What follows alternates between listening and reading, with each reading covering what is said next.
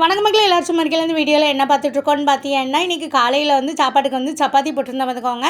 சப்பாத்திக்கு வந்து தொட்டுக்கிட வந்து தேங்காய் சட்னி, கடையில் வாப்பா வந்து வடை வாங்கிட்டு வந்தாவோ ஆமாடா அதையும் வச்சு சாப்பிட்டாச்சு பார்த்துக்கோங்க.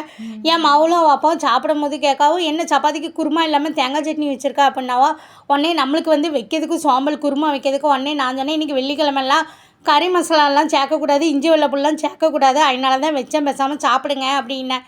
உடனே என் மாவு சொன்னேன், என்ன நாங்கள் 2 பேரும் சின்ன நொல்லன்னு எங்ககிட்ட கதை வந்துக்கிட்டு இருக்கேன். வெள்ளிக்கிழமை செவ்வாய்க்கிழமை கறி மீன் தான் சேர்க்கக்கூடாது, கறி மசாலாலாம் சேர்க்கலாம், நீ வைக்கிறதுக்கு சோம்பல் போட்டிருப்பேன்னு சொல்லு அப்படின்னா.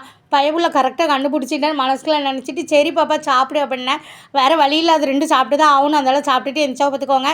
இன்றைக்கி வெள்ளிக்கிழமெல்லாம் மத்தியானம் வந்துட்டு சாம்பார் வச்சு காயெல்லாம் போட்டு போர் அடிக்குன்னு சொல்லிட்டு இன்றைக்கி வந்து பருப்பு குழம்புமாய் வச்சேன்.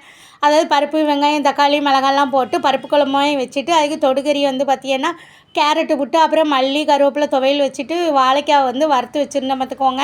அதுக்கப்புறம் கொஞ்சோண்டு ஒரு சின்ன மாங்காய் கிடச்சிதுன்னா அப்பா வாங்கிட்டு வந்திருந்தாவோ அந்த மாங்காவையும் அப்படியே மாங்காய் கோஸ் கல்யாண வீட்டு மாங்காய் கோஸ் மாதிரி வச்சாச்சு பார்த்துக்கோங்க. மத்தியானம் சாப்பாடு எல்லாம் சூப்பராக அமைஞ்சிட்டு அதுக்கப்புறம் வந்து பார்த்திங்கன்னா இந்த ஃபோட்டோ போடுற மத்தியில் இந்த ஃபோட்டோக்கு வந்து பதில் தெரிஞ்சவங்க வந்து கமெண்ட்டில் போடுங்க மக்களே. எங்கள் சேனலில் நிறைய பேர் சப்ஸ்கிரைப் பண்ணால் பார்க்கிங்க, சப்ஸ்கிரைப் பண்ணிட்டு வந்து பாருங்கள் மக்களே.